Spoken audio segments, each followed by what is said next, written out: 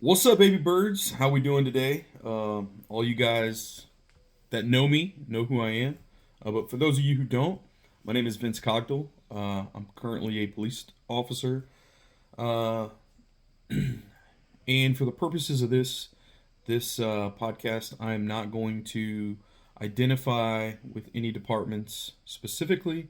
Those departments that I name are merely about the conversation, and this is not to be derogatory in any fashion towards any specific department or citizen, member of the public, anything like that. Anything like that. It's my goal to create this podcast to try to build the communication gap between the community and policing. I would like to try to identify reasons why, um, police officers act a certain way, why we behave a certain way, our mentality, our thought process, as well as the community. I'd like to kind of go into a little bit about why the community reacts a certain way or thinks a certain way when it comes to policing. We'll get into all of that down the road. Today, I would just like to begin with telling you a little bit about myself, who I am, where I come from, my experiences in life, um, to give you a better understanding of why I am the way I am and why I think the way I think.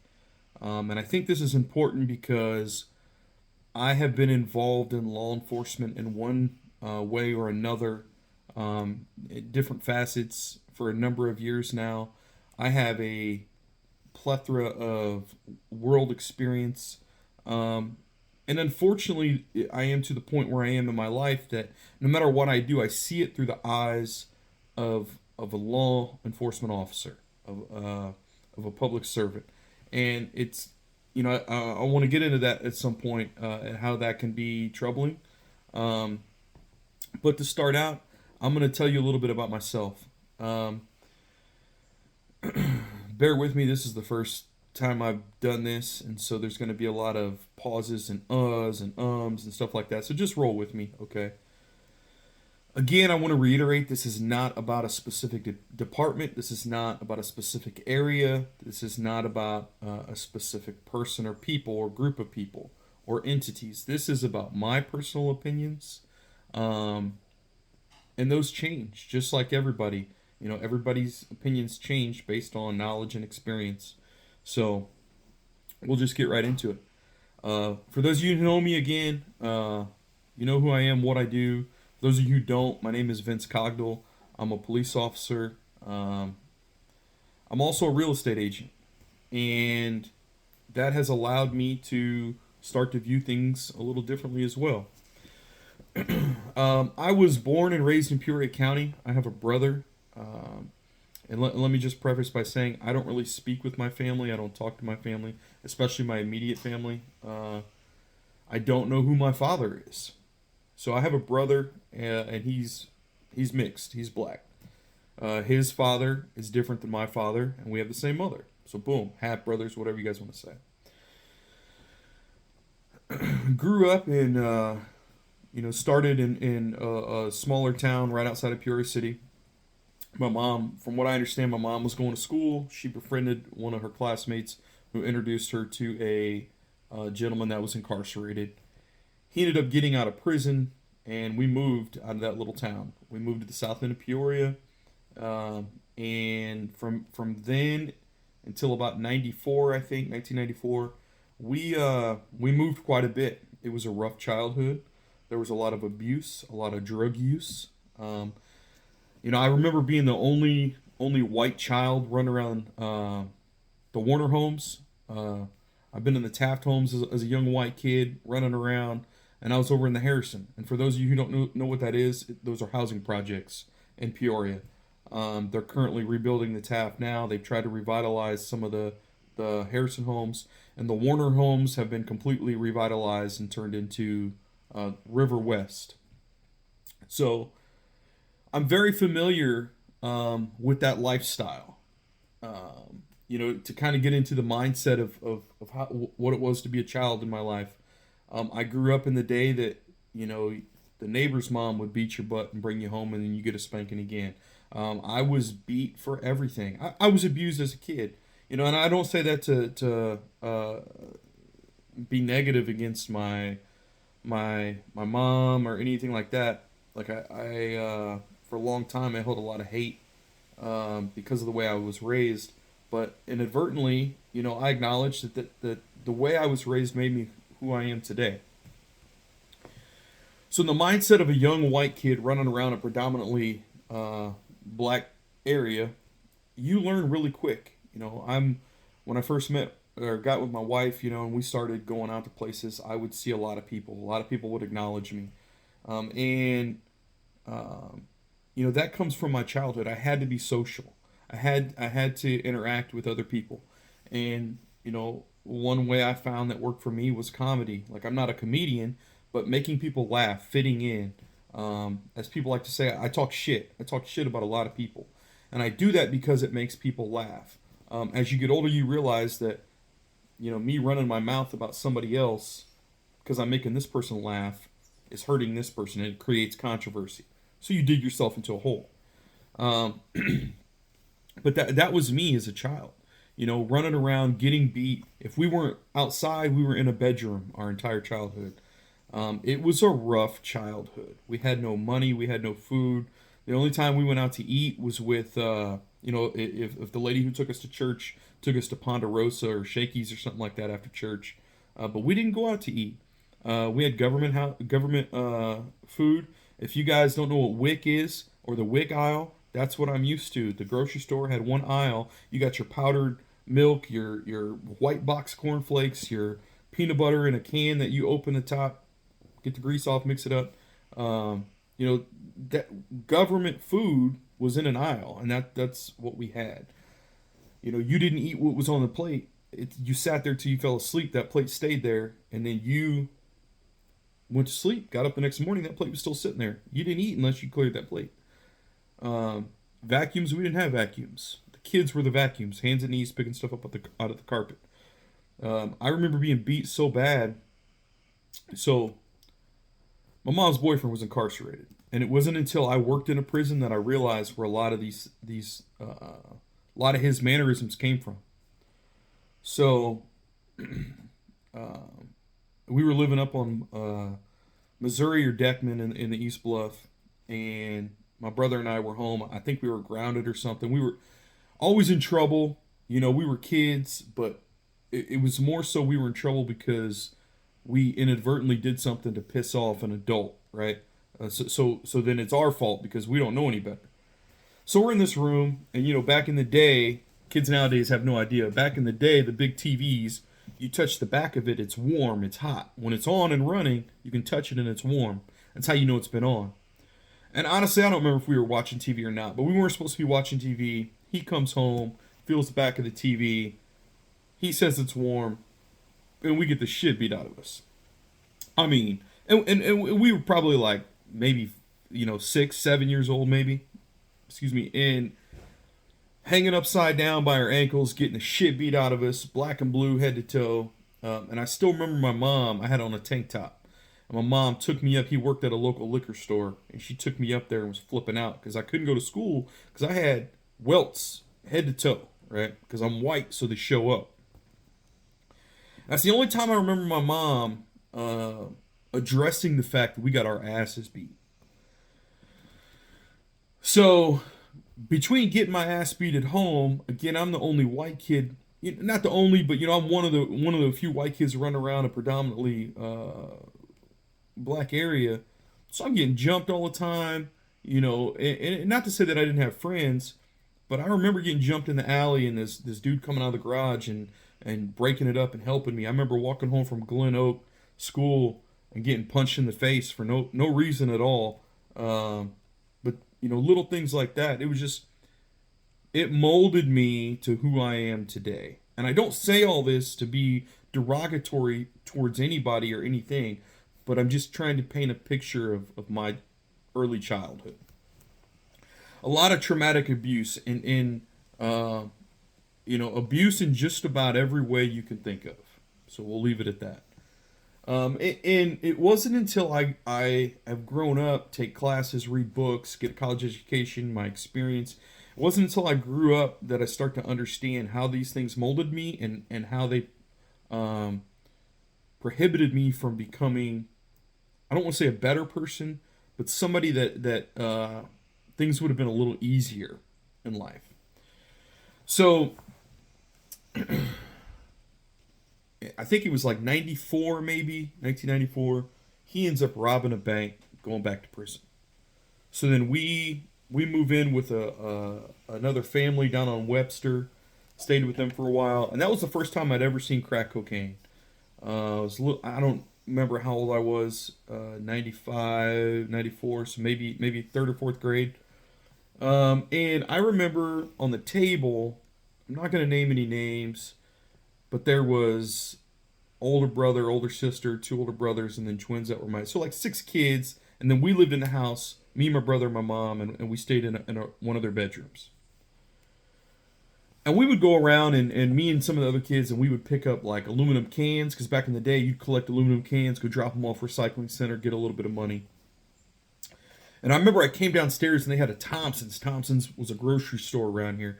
They had a paper bag, a Thompson's paper bag. It was like split down the side so you could like fold it open. And it was laying across the table, and they picked it up, and there was a bunch of little white dots in baggies. It's the first time I'd ever seen crack cocaine. We ended up moving out of there, moved into a trailer park. So think about my mindset, right? Here I am growing up in the hood. I'm around predominantly black people.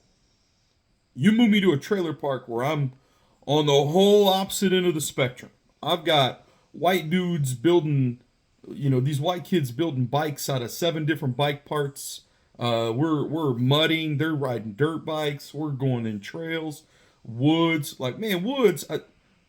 Man, the closest thing to the woods I ever been to was maybe we had a tree in the yard. Like, we didn't, bro. I don't. No. So complete culture shock from what I had known for the most part of my first part of my life. So we move in with this lady. Again, I don't know. I was too young to understand everything that was happening, but this lady worked for the local mass transit system, and we would just ride the bus with her, like her whole route, her whole shift, because we had nothing to do, nowhere to go. So we move in with this lady, stay there for a few years. We get our own trailer, and I started going to local school. 5th grade, I was in 5th grade. Then 6th grade, I end up getting into a fight with this dude in the hallway. Probably something stupid. We're in 6th grade. I don't remember. But I remember getting into the fight, and then we couldn't go out to recess for lunch. So him and I got put on the bleachers. Boom. Good friends. And I'm going to say his name just, I'm not going to say his name because I don't have his permission right now. But by far, one of the best individuals I've ever met in my life. And I'm not going to say, he's nobody productive right now. I don't know what he's doing, but he's not like a professional. He's not a business person. He's not somebody of stature in the community. But in my eyes, that dude completely changed my life because of who he was and how he was viewed at the time we were growing up. So we'll call him JP. Me and JP, we kind of hit it off and started really hanging out. For 2 years, and then we move up the hill. We move up into the city of Peoria, and that's when me and JP really started hanging out. It was me, my brother, my mom, and once I got into 8th grade, man, you couldn't tell me nothing. 7th, 8th grade, I was doing a lot of bad things. A lot of interactions with police. And by the time I hit 8th grade, man, I was doing things that grown-ups were doing that a kid had no business doing, but my mom had no control over me. Because of all of the things that had happened to me in my childhood, I had zero respect for her as an adult. Ironically, when it came to adults, I knew that I had to respect adults, if that makes sense. Like, your elders, respect your elders. I had a great amount of respect for adults because that's how I was raised. You didn't interrupt them when they were talking. You didn't come into a room if other adults when they're talking unless you were called. You never spoke unless you were spoken to. You definitely didn't cuss. These kids nowadays cussing to their parents. You definitely did not cuss anywhere. It didn't matter if adults were around or not. If somebody said you were cussing, you get it, right?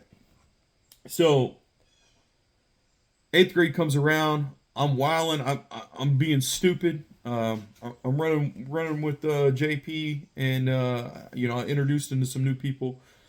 Freshman year comes around. I've got two groups of people now. I've got my high school people, and take into mind, I've met a lot of people over the course of my life so far.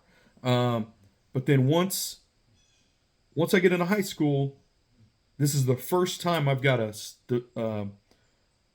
solid group of people that I've connected with on a long-term basis, if that makes sense. Like, I've created a group of friends.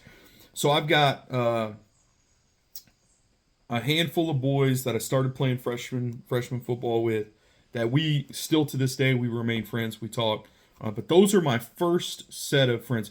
JP was my first friend, like my first dude that I attribute a lot to him.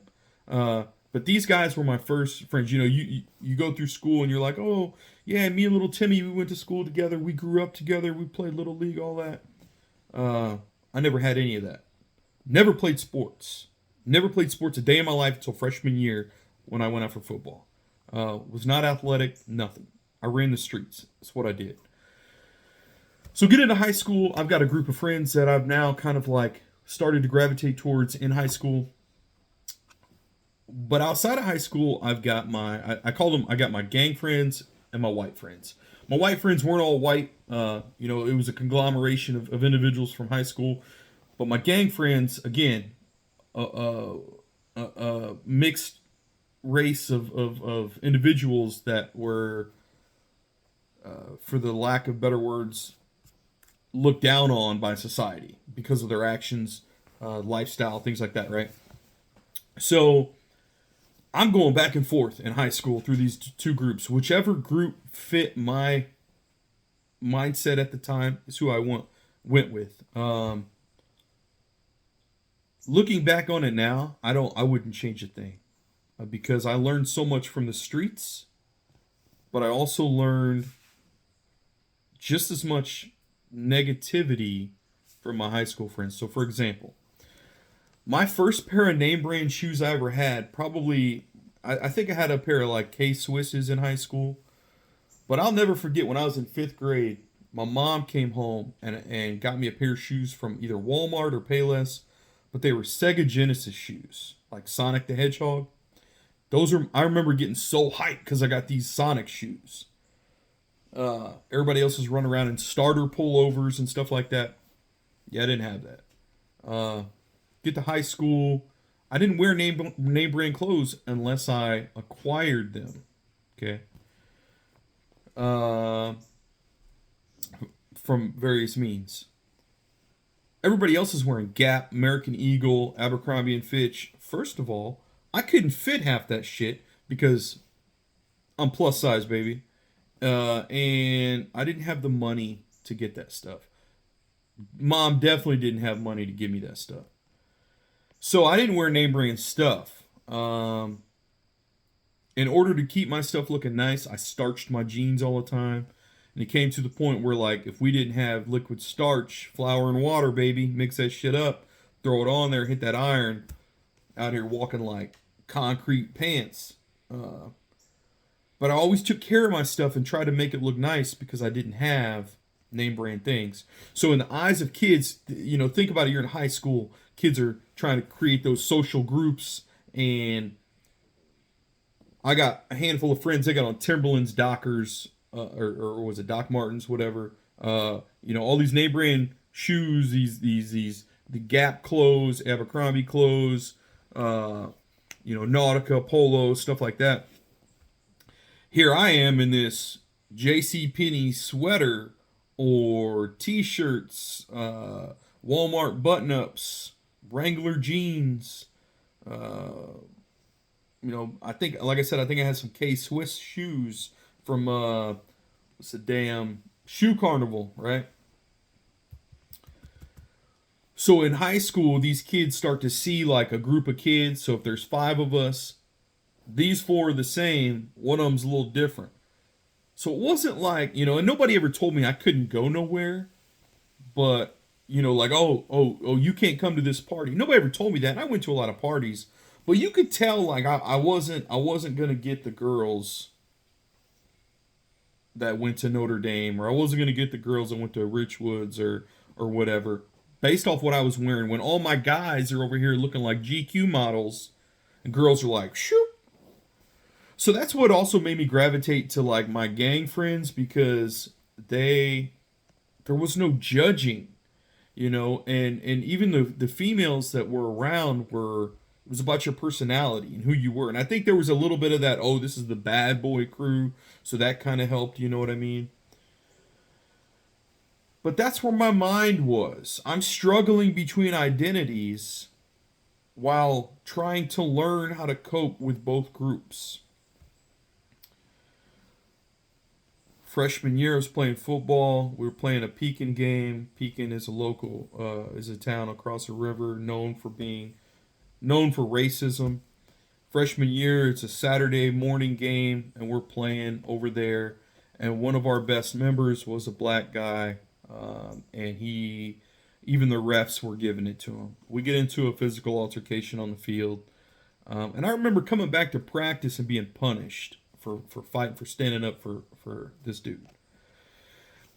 Again, I'm stupid, I'm ignorant, I didn't know any better, and I quit the team because I was like, man, I shouldn't be punished for this. Sophomore year, I went out for football, and I didn't. I quit. I was a quitter. Junior and senior year, I don't even think I went out. But by the time I got into my junior and senior year, I was all over the place, man. Again, you couldn't tell me anything. I'm primarily hanging out with my street guys. Had no idea what I wanted to do in life. I would show up to school and be like, hey, yo, you want to go smoke? Let's bounce. And we would leave and go play video games and do other things that we weren't supposed to be doing and just not go to school. I don't know how I passed. Speaking of school, in 8th grade, I was placed into 9th grade. I didn't get to graduate. It was part of that no child left behind act. And I'm grateful for that because I got to stay with the people who I was with, but it did me no benefits at all. So I graduated high school, like a 1.8 GPA. No idea what I'm doing. I'm doing what I shouldn't be doing, but no idea what I'm doing in life. Start going to ICC, a local community college, and I was sitting in the like the common area with the TV, and I'm watching Happy Days every day. I'm not even going to class. And I remember one day specifically, my high school or one of my instructors, she called me, and I was on my way to Western to go party for the weekend. And she called me, and she was like, yo, if you don't pass this class, you're going to fail everything. You're going to lose your financial aid. I'll never forget that conversation because she went out of her way to try to tell me, like, hey, you need to focus on this. I'm like, man, I'm on my way to where I'm about to get wrecked. So ultimately, I drop out of there and continue to just spiral downhill doing bad things. And end up going to the military, went to the Navy. And that's the best thing that ever happened to me, even though I didn't really accomplish anything because I was still too stubborn, didn't listen to anybody. And there was also nobody directly pointing me like, hey, do this. In the military, when you're active duty military, you go to school for free. You go to any school for free. And they got CLEP exams. You just take a test. Boom, you pass the class if you pass the test. So I could have left the Navy with at least a bachelor's, if not more. But I didn't have that guidance. Didn't have that self-discipline. The only physical fitness I did was when we had to do our mandatory physical fitness exams twice a year. And I was struggling, right? Met a lot of great people. It's one of the greatest times in my life. Huge impact on my life. Met a lot of great people. And ironically, I'm doing this podcast starting today. I joined the Navy because of 9/11. I remember being in art class and watching the planes fly in, and we're just like, what? but I needed to feel that part of acceptance, and so I joined the Navy, got in there, did my thing, and then when I got out, I was like, let me back up. I ended up getting married when I was overseas. We had a child, my first son, and we were both super young, very little life experience, and it was a struggle. And so I get out of the Navy, come back to Peoria, and I'm thinking, oh, I'm a veteran. I'm gonna get a job. I can get a job anywhere, man. And I tried so hard to get a good job. I went back to building houses. Um, did that for a few months, for like 6 or 7 months, and I wasn't making anything. I had to tell my boss, like, hey, I need to make one of my checks has to be, this much so I can make my house payment. Wasn't making anything. I bounced around from job to job. Had been married for about 9 years and almost caught a divorce. And the one thing that I learned out of that is communication. Bing, need like a little light bulb. Communication is in everything. You've got to know how to communicate in everything. And if you don't have good communication skills, which I have been terrible at, I'm working so hard at getting better at. But communication is key to everything, and not just verbal, but body language, right? Everything that is communicative is important. So ultimately, I get on with a prison in Illinois. I worked for a prison for a short time in Missouri. Um, Wonderful experience. Come back. I get on with the Illinois Department of Corrections, and I worked there for I think it was a little over 4 years, and like 4.5 years, and that's where I really like found my groove. I'm like, okay, because those of you who, if you have not worked in a confinement setting, you have to learn really quick how to deal with people verbally. You don't have tasers and OC and guns and all this. You're not gonna, no, it ain't happening. And I know every state is different, but in Illinois, you're not about to walk in there, for the most part, you're not about to walk into a cell and thug somebody. Um, you, no. You got to learn how to communicate. On top of that, even if you do that, even if you're controlling with authority, you have no power. Um, at the end of the day, as far as Illinois goes, you're on a wing of a couple hundred inmates, and bro, you're if you think you're running that wing, you lost your damn mind. They live there. They're allowing you to come on there and do your job.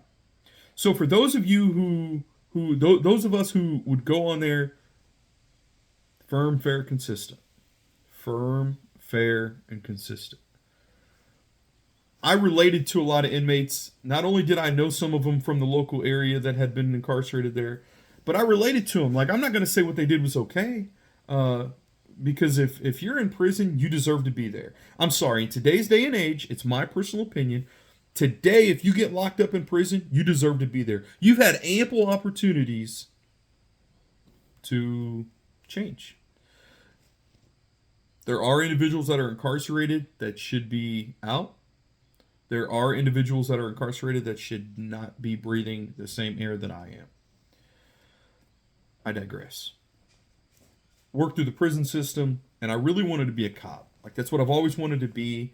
I remember riding around on a bike when I was before we moved to the South End, making siren sounds. Like, for whatever reason, I've always been infatuated with cops. And I don't know if, like, subconsciously it's like, oh, that's they're saviors. They're gonna save me from my childhood. I don't know what it was. What I know now is I became a cop because I want to help people. Like, truly be able to be in the position to help someone, whether it's changing a tire, stopping traffic so they can get out of the way, uh,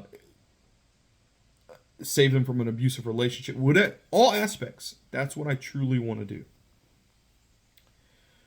So I get on with this part-time department, and a few weeks later, they're like, hey, you want to go full-time? I was like, absolutely. The prison environment, for those of you who don't know, when you walk in the doors, you walk in the front gate, you can feel that oppressiveness. You feel that thickness. There's a lot of hate. Doesn't mean necessarily they hate you, but there's a lot of hate. Whether it's they hate themselves, they hate the system, they hate the prison, they hate you, they hate the food, whatever. There's a lot of hate. And if you don't think that takes a toll on you, you're wrong. So working at the prison, as easy as it was for me, and I say easy because I could relate to these inmates to the point where if I wanted to, I could sit in my chair and go, inmate, do this. Inmate, shut that door. Inmate, bring me my log. Inmate, tell them to lock up. Because I was cool with everybody. If I had to go on the wing, if you made me do my job, there was an understanding that if I had to do my job, you made me do it. I'm doing my job because you fucked up. All you got to do is listen to me. I was pretty easygoing. So my job, for the most part, was pretty smooth as a CO. But I knew that's not what I wanted to do, and that the oppressiveness was kind of taking a toll on me. I had to learn how to address that. So I left there, took a pay cut, became a part-time cop at a shit department. I'm gonna say it. I took a part-time job at a really shit department, and I went out of my way above and beyond to learn how to become a cop, learn how to be who I wanted to be. Went to surrounding agencies, befriended quite a few people, older people that had been on the job for a while that really took me under their wing and showed me a lot. I'm sure as we get into this podcast that I'm gonna really start to name drop them and give them praise. Okay. Anyway, so I really started to define who I was as a cop. And then eventually got onto the department I'm on now. And through everything I've seen, through my childhood, through my upbringing, my experiences, the choices that I made, and I can tell you, like, I remember doing things that I knew I shouldn't be doing, and doing them with the fear of getting caught, but I did them because I wanted to fit in, or I did them because I felt like I had no choice. And people can say, oh, you have no choice, and you're correct, you don't have a choice, or people can say that you have a choice, and they're correct in stating that, but until you're in that position to make that decision, or not make that decision, there's consequences for everything. So if you don't do it, why are you not doing it? Are you a snitch? Are you going to tell on us? Are you no longer cool? You're no longer, since you don't want to be with us, you start getting slowly pushed out of the group, things like that. And when you're a lost individual looking for acceptance, and that's essentially what it was for me. Going through all the different groups throughout my childhood, joining, my school friends, my street friends, and then the military, corrections, police. Like, I'm looking for that gang to be a part of. And let's not forget, growing up with the street friends, I ran with nothing but gang members. That's who I ran with. So I'm always trying to identify with a group. So now that I am where I am in my career, I've come across a couple of things. One, I'm an extremely angry person. My trauma from my childhood, my hate and discontent for the people that raised me, different things in my life of not knowing how to cope with things. I've become a very angry person, and that's taken a toll on me personally, my relationship with my children, and at work. And I have been in trouble quite a bit at work. So I've tried to adjust and really focus on being calmer and handling situations differently. And I've noticed a huge difference and improvement in the success of getting compliance through being calm. That's kind of why I've started this podcast, because I'm starting to see an influx. A few years ago, as everybody knows, we had a huge defund the police movement. A lot of really good cops either retired or got out, transitioned to something else. And the individuals, and I mean this in no disrespect, I mean this in no disrespect towards any particular person. But for the most part, the individuals that we're getting to be cops now would not have been allowed to be police officers 5 years ago. Um, and a few of them may have been picked up by a department, but then let go with the instruction of, hey, go get some more life experience, come back, and then we'll talk. I know there's a couple of people that were specifically told at local departments, hey, you're not really catching on, you're not making this. Go get some life experience, maybe a small department, kind of get your feet wet, and then come back so you can handle what we have to deal with on a daily basis. When you get to these larger departments, you're dealing with constant situations. You got to make those decisions on the fly. You don't have time to sit there and go, yes, Mr. Smith, I completely understand. Take time and tell me your life story.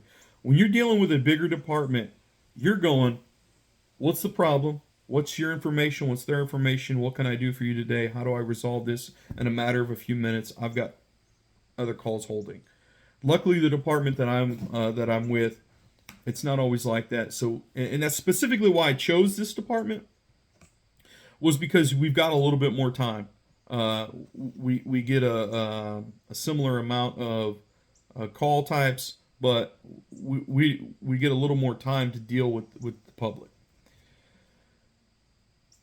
I'm starting to see these officers that are coming in and they're angry, they're upset, they're hostile, they're aggressive, they're short-tempered, all the things I was and still am, but working on.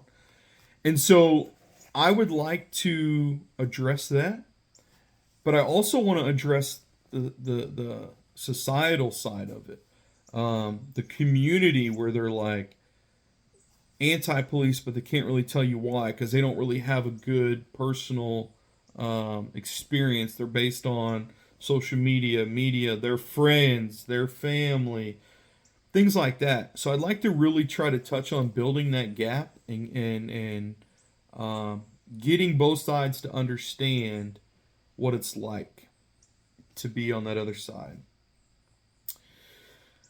My goal for the future is to have officers, corrections officers, administrators, things like that, kind of come and talk about their viewpoints, their history.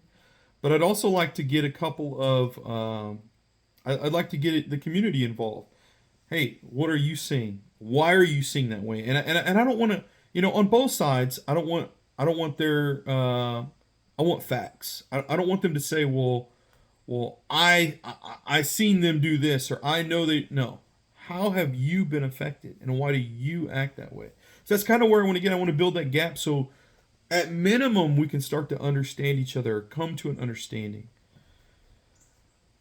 My main goal in this is to get officers to understand themselves in the job, and the community to understand themselves and their role in the community when it comes to policing.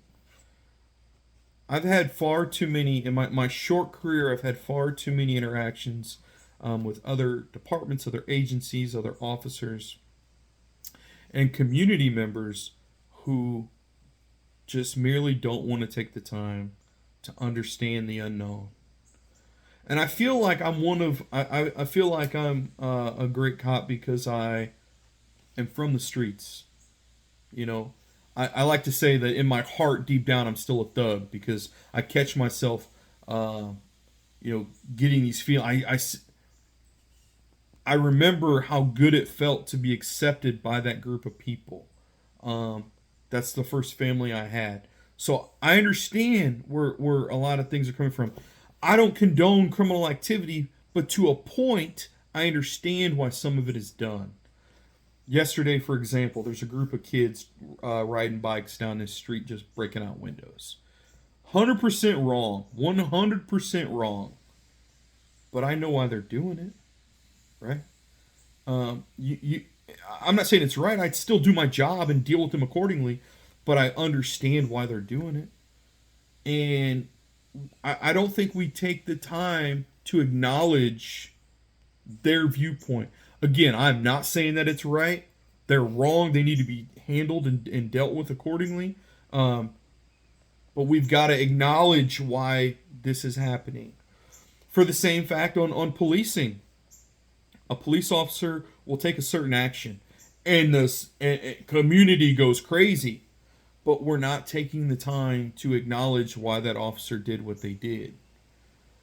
Whether it was right or wrong, we're not taking the time to look into why that officer did what they did, and then just and talking about it. So that's kind of what I want to do. I want to try to build this podcast up um, so we can talk about it, and we can try to build a better relationship between community and policing. Because until there's that communication, until there's that cooperation, it's going to be really rough for us, for both sides. Um, so that's what I'm here about, man. I gave you a little brief introduction of myself. Gave you kind of an idea of what I want to do, what my goal is. I would love to hear feedback from you guys, some topics that you want to discuss. I am by no means an expert in anything. This is merely my observation, my feelings, my emotion, my viewpoint on things. And as I mentioned, that can evolve with knowledge and experience. So that's kind of what I want to do. I'd like to get us all to evolve with gaining a little different knowledge on different viewpoints and different experiences on both sides of the tracks. So do me a favor, give me some topics that you guys want to discuss, specific instances. I don't care what it is. It doesn't necessarily have to be about policing, but to give you a viewpoint from a police mindset. Okay, and I'm gonna start throwing out some community mindsets too. So drop me some topics. I know this is kind of a weird setting right now. I'm just starting this out. Things will adapt and adjust as we move forward. But I'd really like to get you guys' input. I'd like to get you guys involved. So bear with me. This is going to be an evolving process. I think it's going to be a good one, and I look forward to talking with you guys and hearing from you. So as always, birds of a feather, baby birds, flock together. Stay with me, and have a good day. If you haven't said I love you to someone, say I love you, and be kind to somebody today, even if it's yourself. Everybody deserves to have a kind moment. I love you guys. Take it easy.